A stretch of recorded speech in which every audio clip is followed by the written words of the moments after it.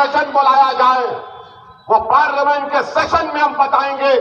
लोकसभा में खड़े होकर चीन से खतरा है, पाकिस्तान से खतरा है, 1 लाख अभी वैकेंसियां बाकी हैं।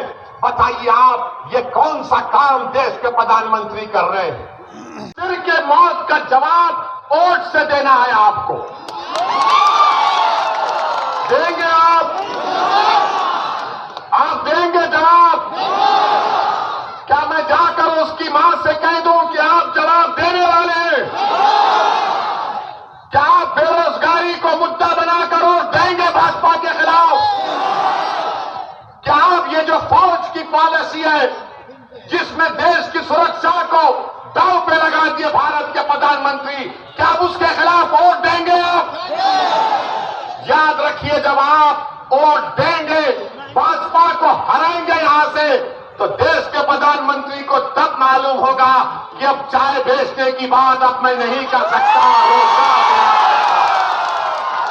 मेरे अजीज दोस्तों और बुजुर्गों, आप देखते हैं कि टीवी पर ये मोदी के चहीतों को बिठाया जाता है, फौज से रिटायर लोग बैठते हैं। मैं उनसे बड़ी हाथ जोड़कर अपील कर रहा हूं, आप इतना मत गिर जाओ कि उन गरीब बच्चों के मुस्तकबिल को बर्बाद कर दिया जाए जो टीवी पर बैठकर बड़ी बड़ी बातें कर रहे हैं। क्या तुमको पेंशन नहीं मिल रहा है? फौज से अब कांग्रेस पार्टी से कुछ होने वाला नहीं है। जिस दिन कांग्रेस पार्टी खत्म होगी भारत में, उस दिन नरेंद्र मोदी इलेक्शन हार जाएंगे।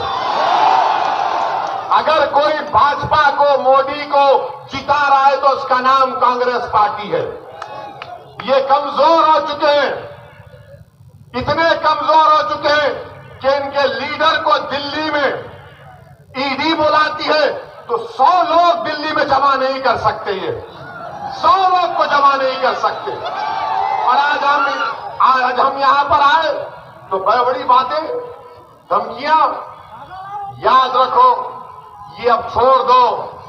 और हम मुख्यमंत्री से पूछना चाह रहे हैं, तीसरी बात, आप मुख्यमंत्री हैं झारखंड के, आप इतने लालची क्यों हो गए? मुख्यमंत्री हैं और 11 एकड़ जमीन अपने नाम पे। आपका स्वागत है।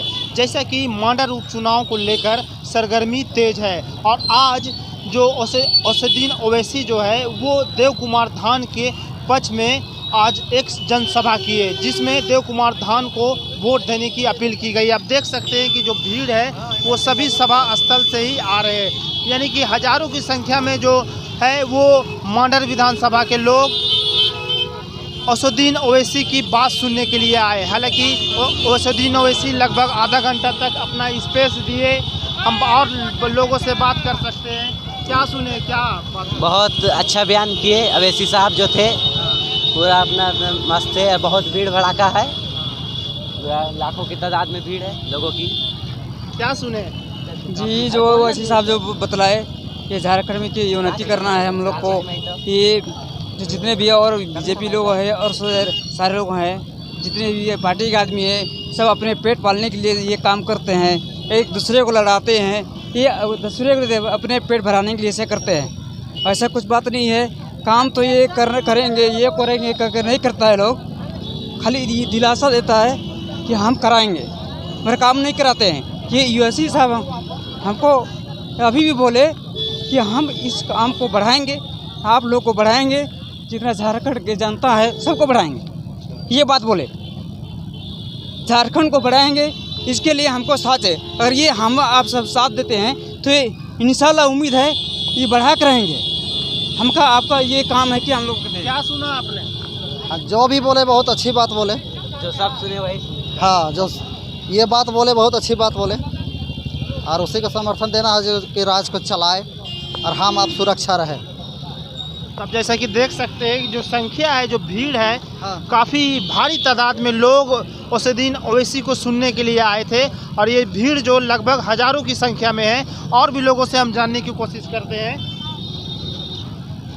हाँ बोलिए। क्या सुने? सब सुन रहे हैं, वोट देने के बाद सुन रहे हैं, और क्या सुनेंगे। बहुत अच्छा है। तो क्या स्पीच अच्छा लगा? हाँ, अच्छा तो लगा। क्या बोले? वो बोले तो उतना तो कहे तब क्या बोलेंगे और। अब तो आप देख सकते हैं कि जो भीड़ है, भीड़ से ही पता चल सकता है कि जो उनकी रैली थी उसमें कितना भीड़ है। हालांकि इस भीड़ में बच्चे, बूढ़े सभी और नौजवान सभी शामिल थे और उनकी जो स्पीच थी बड़ी ध्यानपूर्वक सुने। हालांकि स्पीच के समय दौरान ही बारिश आने लगी, लेकिन लोग जो है बारिश का बिना परवाह किए हुए लोग जो यहाँ सुने हैं और जो कार्यकर्ता है उनके आगे आगे रहे। हालांकि बारिश से बचाव का कोई साधन नहीं था, लेकिन लोग जो है भीड़ में ही भीग कर उनकी स्पीच सुने हैं। हम जानने की भी कोशिश करेंगे लोगों से। आइए आइए, बोलिएगा, क्या सुने, क्या बोले ओवैसी साहब? वो बोले वो वोट देना। वोट देना। हाँ। और क्या बोले? और बहुत कुछ बोले तो उतना हम उधर बारिश के समय दूसरे जगह। तो आप देख सकते हैं कि अभी भी बारिश लगातार आ रही है और जो भीड़ जो है, भीड़ भी सभा ख़त्म होने के बाद लोग अपने अपने घर की ओर जा रहे हैं। लेकिन जो स्पीच थी लोग जो है बारिश में भीग कर ही सुने थे। हम जानने की कोशिश करते हैं, क्या सुने? असदुद्दीन ओवैसी साहब ने कहा कि जेएमएम की सरकार में गोली चल गया है, पुलिस के ऊपर कठोर कार्रवाई होनी चाहिए। और असदुद्दीन ओवैसी साहब ने जो अभी अग्निपथ का जो बिल आया है उनके बारे में उन्होंने भी कहा और कहा कि हमारी हाथ को मजबूत कीजिए और इस देश को मजबूत कीजिए और भारत को मजबूत कीजिए और देव कुमार धान को जिताइए। हमारे वरिष्ठ साहब ने इन बातों को कहा और सब लोगों ने इतना बारिश में भीग के असदुद्दीन ओवैसी साहब का प्रोग्राम को लोगों ने देखा। हाँ, क्या सभा में गए थे? क्या सभा में गए, ओवैसी साहब का बहुत अच्छा रहा और ओवैसी साहब यहाँ एमआईएम के सहयोग से जो निर्दलीय उम्मीदवार हैं वो जीत रहे हैं, इसमें कोई दो राय नहीं है। एमआई के सहयोग से जो निर्दलीय उम्मीदवार है धान साहब वो जीत रहे हैं। तो ओवैसी साहब के बात से सहमत है आप लोग? एकदम फुल सहमत है। क्या मेन चीज़ क्या कुछ बताए? अभी बहुत सा मुद्दा है, राष्ट्रीय मुद्दा, राजनीति, ये प्रदेश का मुद्दा है, देश का मुद्दा है, बहुत मुद्दा बात बताएं। आइए सर, किन किन मुद्दों पर चर्चा हुई है? ओवैसी साहब ने राज्य स्तरीय मुद्दों को भी उठाया। देश में जो आज के दिन सबसे बड़ा आंदोलन चल रहा है सेना भर्ती वाला, उस मुद्दे को भी उठाया और अपनी बात बेबाकी के साथ रखने के लिए पहले से फेमस हैं। आज भी अपनी बात बेबाकी के साथ रखा, लोगों को समझाया कि देश हित में काम करें। हमेशा वो इरफान अंसारी को भी कुछ मैसेज दिए। हाँ, इरफान अंसारी को नाम लेके मैसेज नहीं दिए, कांग्रेस पार्टी को मैसेज दिए। उन शायद कांग्रेस की तरफ से बोला गया था कि उनको आने नहीं देंगे। तो उस पर उसके चैलेंज को स्वीकार किए कि हमारे मालूमात की मांडर। अच्छा, जो गोली चली थी उसके बारे में बात? हाँ, उसके बारे में भी बोले क्या बात? कि पुलिस जो है सो या फिर राज्य सरकार इसमें निष्पक्ष जांच करे और दोषी जो भी लोग पाए जाते हैं उन पर कार्रवाई हो। पुलिस को ऐसा नहीं करना चाहिए था, पुलिस को पहले आंसू गैस का इस्तेमाल करना चाहिए था, रबड़ का इस्तेमाल करना चाहिए था। डायरेक्ट गोली चलाना ये संविधान में कहीं से भी जायज़ नहीं है। तो आप देख सकते हैं कि लोग जो है असदुद्दीन ओवैसी की सभा सुनकर अभी लौट रहे हैं और लोगों का कहना है कि राज्य स्तरीय मुद्दे को उठाया गया और साथ ही साथ जो गोली चालन रांची में हुई थी उसके बारे में भी बात की। और जो अभी देश में जो अग्निवीर का जो छात्रों के द्वारा विरोध किया जा रहा है उनके छात्रों के पक्ष में भी उतरते हुए देखे। आइए, क्या सुने?